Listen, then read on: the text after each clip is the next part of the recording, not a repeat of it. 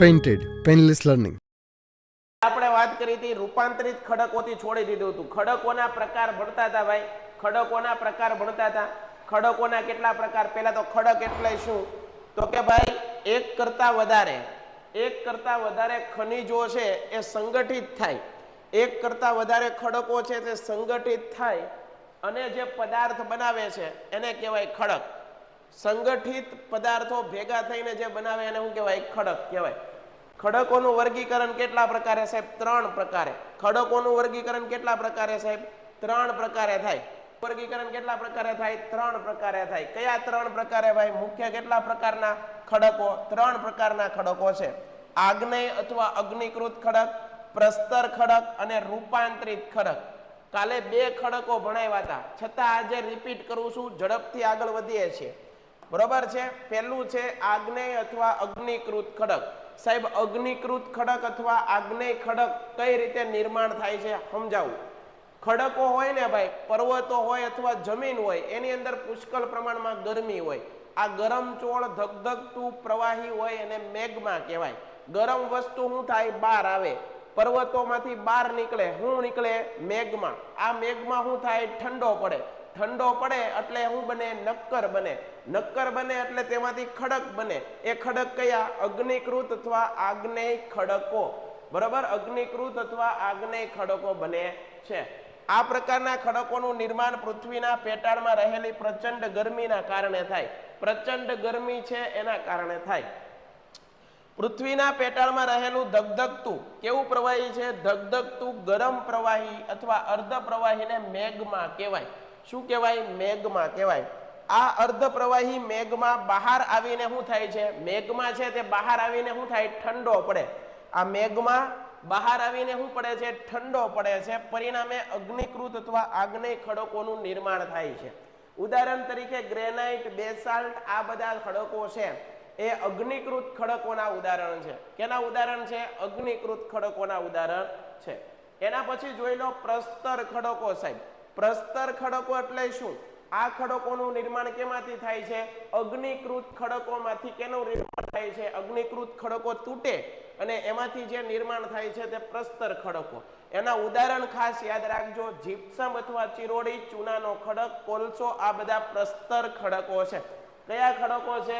પ્રસ્તર ખડકો. પાકું છે? હાલો એના પછી આગળ વધીએ.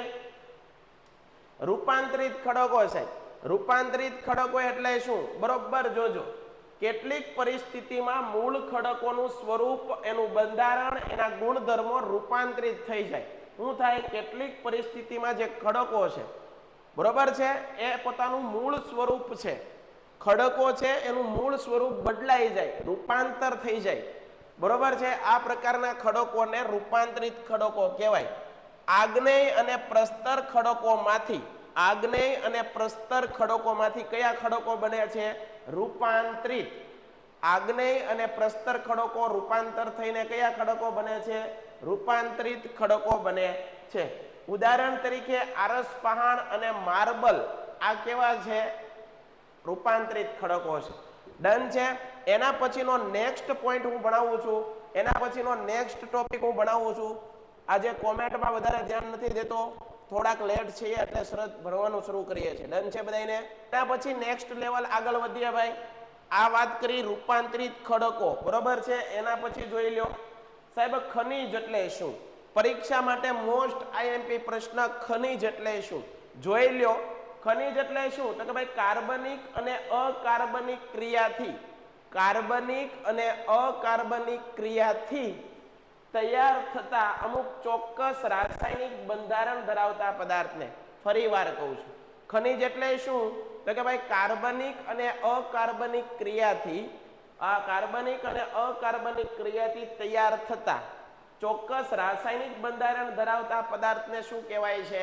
તો કે ભાઈ ખનિજ કહેવાય. જમીનમાંથી જે નીકળે છે બધું શું છે? ખનિજ છે. આગળ જોઈએ ખનિજોનું વર્ગીકરણ. ખનિજોનું વર્ગીકરણ કેટલા પ્રકારે થાય છે? બરોબર સમજી લો. ખનિજોનું વર્ગીકરણ 3 રીતે થાય છે. જમીનમાંથી નીકળે છે એ તો કાં તો ધાતુ તત્વ છે, અધાતુ તત્વ છે, અથવા તો સંચાલન શક્તિ માટે ઉપયોગમાં લેવાતા ખનિજો. કેટલા પ્રકારે એનું વિભાજન થાય છે? બરોબર. ખનિજોનું વર્ગીકરણ કેટલા પ્રકારે? 3 રીતે. ધાતુમય ખનિજો, ધાતુમાં કોણ આવે? સોનું, ચાંદી, બરોબર છે, તાંબુ, પિત્તળ, આ બધા ધાતુમય ખનિજો છે. એના પછી અધાતુમય ખનિજો, બરોબર છે. અધાતુમાં કોણ આવે? ચૂનાનો પથ્થર, ચૂનો જેને કહીએ. પછી ચોક છે, એસ્બેસ્ટોસ, અબરખ, જીપ્સમ એટલે કે ચિરોડી, આ બધું કયું છે? અધાતુમય ખનિજ. એના પછી છે સંચાલન શક્તિ માટે ઉપયોગમાં લેવાતા. સાહેબ સંચાલન શક્તિ એટલે શું? સંચાલન શક્તિ એટલે કે ભાઈ જેનો ઉપયોગ યંત્ર ચલાવવા માટે, મોટા મોટા એન્જિન ચલાવવા માટે ઉપયોગમાં થાય. દાખલા તરીકે કોલસો છે, બરોબર, પેટ્રોલ છે, પછી કુદરતી વાયુ છે, ડીઝલ, યુરેનિયમ, આ બધાનો કોઈ મોટા યંત્ર ચલાવવા માટે એમાંથી ઉર્જા ઉત્પન્ન થતી હોય એવા ખનિજોને કહેવાય સંચાલન શક્તિમાં ઉપયોગમાં લેવાતા ખનિજો. સંચાલન શક્તિમાં ઉપયોગમાં લેવાતા ખનિજો. ડન છે? ફરીવાર કહું છું, ફરીવાર કહું છું, ફરીવાર કહું છું. ધાતુમય ખનિજો, ખનિજોનું વર્ગીકરણ, અધાતુમય ખનિજો, એના પછી ત્રીજું વર્ગીકરણ છે સંચાલન શક્તિમાં ઉપયોગમાં લેવાતા ખનિજો. સંચાલન શક્તિમાં ઉપયોગમાં લેવાતા ખનિજો. ડન છે? આ ખનિજોનું વર્ગીકરણ ભણાવ્યું. સ્ક્રીનશોટ પાડી લ્યો. 1 જ મિનિટ આપું, ઝડપથી સ્ક્રીનશોટ પાડી લ્યો, પછી આગળ વધવું છે. ચાલો ઝડપથી સ્ક્રીનશોટ પાડી લેજો ભાઈ, આગળ વધવું છે, તમને આગળનો ટોપિક ભણાવવું છે. સ્ક્રીનશોટ પડી ગયો છે. એના પછી આગળ વધીએ છીએ. ખડકો ખનિજો જોઈ લીધું. સાહેબ જમીન વિશે સમજાવો. સાહેબ જમીન એટલે શું? તમે ધોરણ 10 માં આવશો ને, ધોરણ 10 માં, ત્યારે હું 8મા ચેપ્ટરની અંદર આનું આજ સમજાવીશ. બધી વસ્તુ સેમ ટુ સેમ ધોરણ 10 માં પણ આ આવે છે. જમીન કઈ રીતે બને છે, જમીન એટલે શું, 10માં આવે છે અને અહીંયા લખેલું છે. બરોબર સમજી લેજો. મોસ્ટ આઈએમપી પોઈન્ટ છે. જમીન એટલે શું, જમીનનું નિર્માણ કઈ રીતે થાય, 10મા ધોરણમાં આવતા વર્ષે ભણશો, અત્યારેથી જ ભણી લેજો. ફરી વાર કહું છું, જમીન એટલે શું? તો કે ભાઈ પૃથ્વી છે એનો પોપડો, પૃથ્વી ગોળાકાર છે, નારંગી આકાર. આ પૃથ્વીનું ઉપરનું જે ફળદ્રુપ આવરણ છે, પૃથ્વીનું જે ઉપરનું ફળદ્રુપ આવરણ છે, એ પોપડાને શું કહેવાય છે? જમીન કહેવાય. જો પૃથ્વીની સપાટી પરના ઉપરના પોપડાને જમીન કહેવાય. પૃથ્વીના સપાટી પરના ઉપરના પોપડાને શું કહેવાય છે? જમીન કહેવાય. અથવા તો ખડકો ખવાય, ખડકો તૂટે અને એમાંથી જે ચૂર્ણ એટલે કે ભૂકો તૈયાર થાય એને જમીન કહેવાય. પણ સાહેબ આ જમીનની પ્રક્રિયા લાંબી છે કે ટૂંકી છે? જમીનની પ્રક્રિયા લાંબી છે, સરળ નથી, ટૂંકી નથી. સમય માંગી લે એવી પ્રક્રિયા છે. કેવી પ્રક્રિયા? સમય માંગી લે એવી પ્રક્રિયા છે. ફરીવાર યાદ રાખજો. પૃથ્વીની સપાટી પર સૌથી ઉપરના પોપડાને જમીન કહેવામાં આવે છે. જમીન એટલે સાહેબ સમજાઈ ગયું. હવે સાહેબ આ જમીન બને છે કઈ રીતે, જમીનનું નિર્માણ કઈ રીતે થાય છે એ જોવાનું છે. તો કે ભાઈ જમીનનો અભ્યાસ કરતું શાસ્ત્ર છે એને પેડોલોજી કહેવાય. બરોબર, તમારે આગળ જઈને વૈજ્ઞાનિક બનવું હોય, જમીન વિશેની કંઈક સંશોધન કરવા હોય, જમીન વિશેના, સોઇલ વિશેના, તો તમારે પેડોલોજીનો અભ્યાસ કરવાનો, જમીન શાસ્ત્ર કહેવાય. પાકું છે? એ આગળ વધીએ. જમીન નિર્માણની પ્રક્રિયા લાંબી પ્રક્રિયા છે ભાઈ, બરોબર, સમય માંગી લે, જટિલ પ્રક્રિયા છે. ઝડપથી જમીન તૈયાર થતી નથી. જમીન નિર્માણની પ્રક્રિયા કેવી છે? લાંબી પ્રક્રિયા છે. 1 ઇંચ જમીન બનવા માટે સાહેબ લાંબી પ્રક્રિયા છે. તમે કેમ કહો? તો કે ભાઈ હું કહું છું 1 ઇંચ જમીન બનવી હોય ને તો 1000 વર્ષ લાગે. ઉપરનું 1 ઇંચ જેટલું જમીન બનવી હોય ને તો 1000 વર્ષ લાગે. વિચાર કરો કેટલી લાંબી પ્રક્રિયા છે. સમજાઈ ગયું ને? Very good. હવે જુઓ, અહીંયા ખડક દોર્યો છે, કોઈ પર્વત. જમીનનું નિર્માણ કઈ રીતે થાય? તો કે ભાઈ ખડકો તૂટે, ખડકો તૂટવાથી જમીનનું નિર્માણ થાય. સમજાઈ ગયું? ખડકો કઈ રીતે તૂટે? તો કે ભાઈ બહુ વરસાદ આવે, બહુ વરસાદ આવે તો આ ડુંગરાઓ છે એ તૂટવા કરે કે ન કરે? હા. વધારે પડતું તાપમાન હોય તો એ ખડકો નબળા પાડે. ભેજ હોય, ખડકો તૂટે છે, એનો ભૂકો બને અને ભૂકો બનીને પરિણામે શું બને છે? જમીન બને છે. પણ આ જમીન બનતા વાર લાગે છે. ડાયરેક્ટ બધા ડુંગરાઓ તૂટી જતા નથી, ડાયરેક્ટ બધા ખડકો તૂટી જતા નથી. સમય માંગી લે છે. શું માંગી લે? સમય માંગી લે. જમીનનું નિર્માણ ખડકોના ખવાણથી થાય. બરોબર, જમીનનું નિર્માણ ખડકોના ખવાણથી, ખડકોના ભંગાણથી, ખડકોના તૂટવાથી થાય. જમીનનું નિર્માણ કેનાથી થાય? ખડકોના ખવાણથી, ખડકોના ભંગાણથી અને ખડકો તૂટવાથી જમીનનું નિર્માણ થાય છે. પાકું છે? ક્લિયર છે? હાલો આટલી વસ્તુ તમને પહેલા સમજાઈ ગઈ. એકવાર સ્ક્રીનશોટ પાડી લ્યો આનો, ત્યાં લગનમાં હું પૂછી લઉં તમને. બરાબર છે? હાલો તો આ વાત કરી જમીનનું નિર્માણ, જમીનના નિર્માણની વાત કરી. હવે એના પછી જોઈએ ખડકોનું ખવાણ કેટલી રીતે થાય. ભાઈ તમે સાહેબ હમણાં એમ કીધું કે ભાઈ ખડકો તૂટે છે, ખડકો તૂટે છે, ખડકોનું ખવાણ થાય, ખડકોનું ભંગાણ થાય છે. તો સાહેબ આ ખડકો કઈ રીતે તૂટે છે, ખડકોનું ખવાણ કઈ રીતે થાય છે, ખડકોનું ભંગાણ કઈ રીતે થાય છે, એ સમજવું છે સાહેબ. તો 3 પરિબળો છે. એક ભૌતિક પરિબળોમાં તાપમાન, વરસાદ, ભેજ, આ બધા પરિબળો છે એ ભૌતિક પરિબળો કહેવાય, એ ખડકોને તોડે. એક પરિબળ છે જૈવિક પરિબળ. જૈવિક પરિબળ એટલે શું? તો કે ભાઈ ડુંગરા હોય, ડુંગરા, તો ડુંગરાની અંદર વનસ્પતિઓ ઉગેલી હોય. આ વનસ્પતિ જેમ જેમ મોટી થાય એમ એના મૂળ ખડકોની અંદર ઊંડા ઊંડા જતા જાય, હે ને? તો પરિણામે આ ખડકો તોડે અને એમાંથી જમીન બને છે. બરોબર છે? સૂક્ષ્મ જીવો પણ વિઘટન કરે. અને રાસાયણિક પરિબળો એટલે કે જમીનની અંદર ઓક્સિજન, રિડક્શન, કાર્બોનેશન, આવી બધી રાસાયણિક પ્રક્રિયાઓ થાય ભાઈ. અને રાસાયણિક પ્રક્રિયાઓ થવાથી છે ને જમીન છે ને, રાસાયણિક પ્રક્રિયાઓ થવાથી છે ને જમીન ખડકો તૂટે છે. પાકું છે બધાને? આટલું યાદ રાખી લેજો બધા, આટલું યાદ રાખી લેજો. ડન છે બધાને? હાલો તો આ વાત કરી ખડકોનું ખવાણ કઈ રીતે થાય. એકવાર તમે આને સ્ક્રીનશોટ પાડી લો, ઝડપથી આનો સ્ક્રીનશોટ. પેન્ટેડ એપ્લિકેશન ધોરણ 6 થી 12 ના વિદ્યાર્થીઓ માટે અપડેટ થઈ ચૂકી છે. આ એપ્લિકેશનમાં શું છે? બધા જ વિષયના વિડીયોઝ છે. ગુજરાતની બેસ્ટ ફેકલ્ટી દ્વારા લાઈવ લેક્ચર્સ છે, આઈએમપી પ્રશ્ન છે, ટેસ્ટ સિરીઝ છે અને ગુજરાતના તમામ વિદ્યાર્થીઓ સાથે તમે તમારી કમ્પેરિઝન કરી શકો છો. ગેમિફિકેશન છે અને બીજું ઘણું બધું. તો તમે એપ્લિકેશન ડાઉનલોડ ન કરી હોય તો ડિસ્ક્રિપ્શનમાં લિંક આપી છે. હમણાં જ પ્લે સ્ટોર ઉપર જાઓ અને એપ્લિકેશન ડાઉનલોડ કરો. ઘરે બેઠીને સરસ મજાનું ગુજરાતની જોરદાર ફેકલ્ટી સાથે ભણો, સારા માર્ક્સે પાસ થાઓ. ભાષામાં કહું, સેન્દ્રિય પદાર્થો. સેન્દ્રિય પદાર્થોને શું કહેવાય? હ્યુમસ કહેવાય. સાહેબ હ્યુમસ એટલે શું?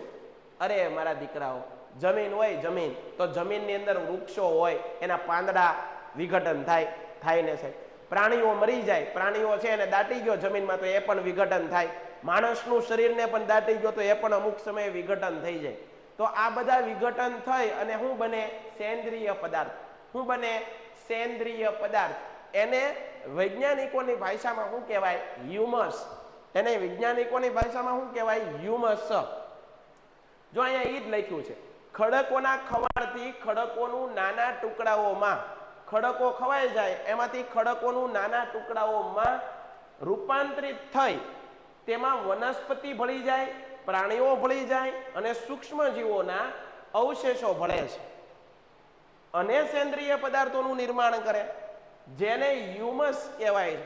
જેને શું કહેવાય છે? હ્યુમસ. હ્યુમસ કહેવાય. જમીનમાં આવેલા મુખ્ય ઘટકો કયા? તો કે ભાઈ ખનિજ છે, પાણી છે, હવા છે, હ્યુમસ, આવું બધું જમીનમાં આવેલું હોય છે. આનો સ્ક્રીનશોટ પાડી લો એક. ચાલો તો આ વાત કરી. આ વાત કેની કરી સાહેબ? આ વાત કરી હ્યુમસની કરી. હ્યુમસ એટલે શું? જમીનની અંદર કયા કયા ઘટકો આવેલા હોય એ. બરોબર, આગળ વધીએ. જમીનના પ્રકારો સાહેબ, આ મોસ્ટ આઈએમપી છે. આ મોસ્ટ આઈએમપી છે. જમીનના પ્રકારો. બરોબર, જમીનના પ્રકારો કોણે પાડ્યા છે? તો આ સંસ્થા ICAR, એટલે કે એનું પૂરું નામ છે ઇન્ડિયન કાઉન્સિલ ઓફ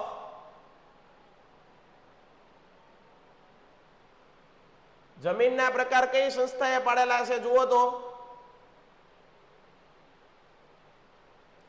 જમીનના પ્રકાર કઈ સંસ્થાએ પાડ્યા છે? ICAR, એટલે કે Indian council of agricultural research, આ એનું પૂરું નામ. Indian council. જમીનના પ્રકારો કઈ સંસ્થા પાડે? તો કે ભાઈ જમીનના પ્રકાર 2 સંસ્થા પાડે છે.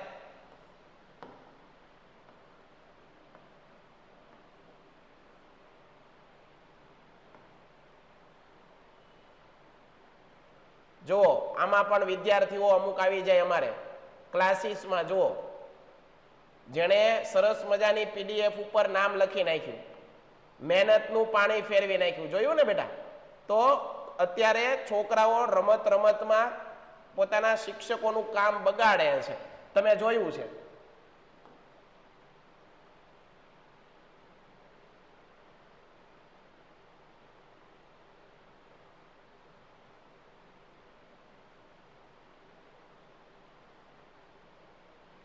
જે પોતે ભણતા નથી અને આવું કામ કરે છે. કેટલી મહેનતથી સાહેબે પીડીએફ બનાવી હોય, બરોબર, આની પાછળ મહેનત હોય, આમ નામ ન બની ગયું હોય અને આવું કરી નાખવાનું.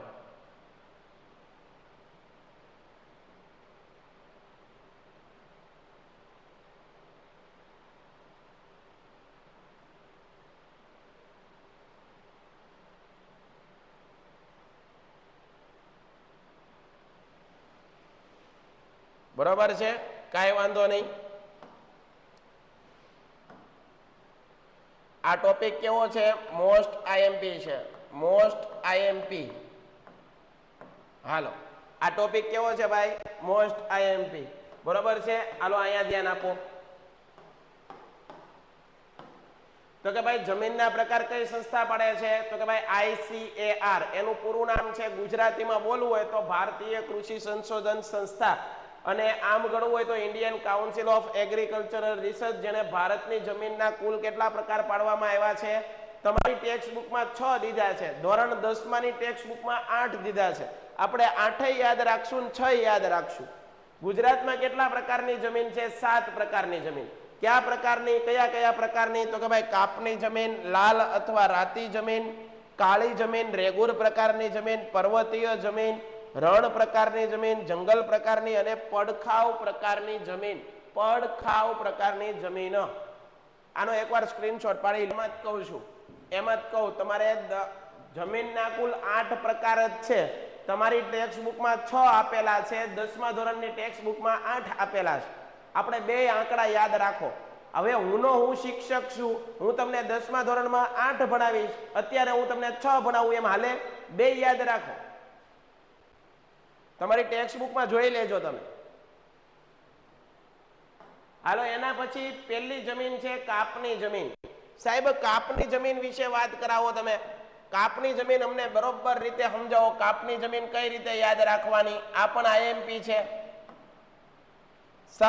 કાપની જમીનમાં કઈ રીતે યાદ રાખવાનું? તો કે ભાઈ આ પ્રકારની જમીનનું નિર્માણ, આ પ્રકારની જમીનનું નિર્માણ શેમાંથી થાય? તો કે ભાઈ ખડકોના ખવાણ અથવા ખડકો તૂટે અને ખડકો તૂટવાથી આ જમીન બને. સાહેબ કાપની જમીન શેનાથી બને? ખડકોના તૂટવાથી, ખડકોના ખવાણથી.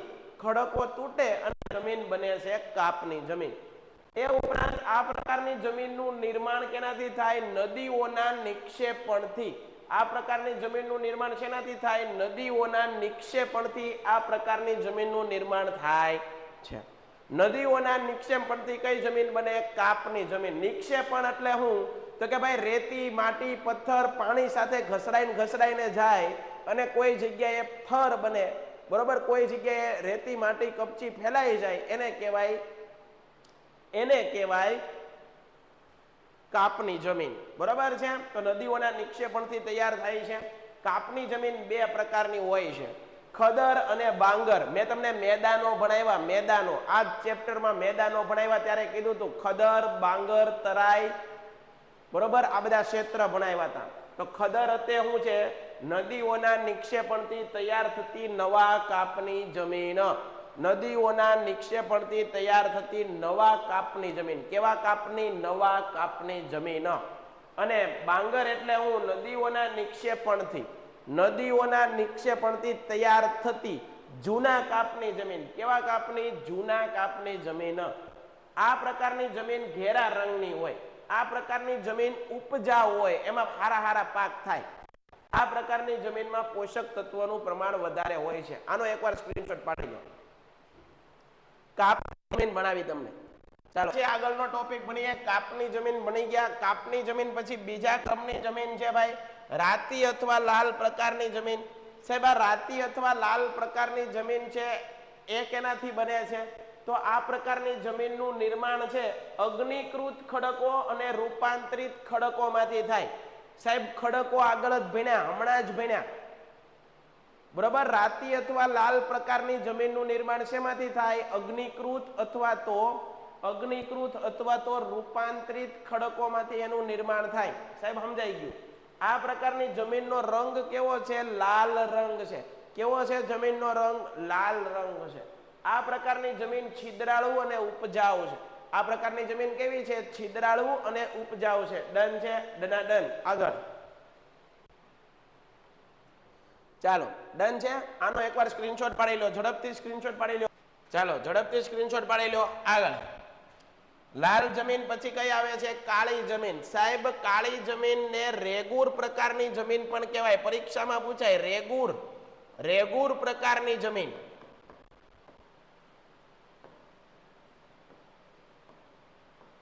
તો કાળી જમીનને રેગુર પ્રકારની જમીન પણ કહેવામાં આવે છે. કાળી જમીનની અંદર ભેજને ધારણ કરવાની ક્ષમતા, ભાઈ આ જમીન કેવી હોય? ચીકણી હોય, કાળા રંગની હોય અને એની અંદર ભેજને ધારણ કરવાની ક્ષમતા કેવી હોય? વધારે. સાહેબ, ભેજ વધારે રહેતો હોય તો એની અંદર પાણી ગુમાવવાની ક્ષમતા કેવી હોય? તો કે સાહેબ ઓછી હોય. જેની અંદર ભેજ વધારે સંગ્રહ થતો હોય અને પાણી ગુમાવવાની ક્ષમતા કેવી હોય? ઓછી હોય. બરોબર છે. આ જમીનની નિતારણ ક્ષમતા ઓછી હોય. આ જમીન ચીકણી અને કસવાળી છે. ચીકણી અને કસવાળી. કાળી જમીનને રેગુર પ્રકારની જમીન કહેવાય. સાહેબ, કેવા પ્રકારની? રેગુર પ્રકારની જમીન કહેવાય.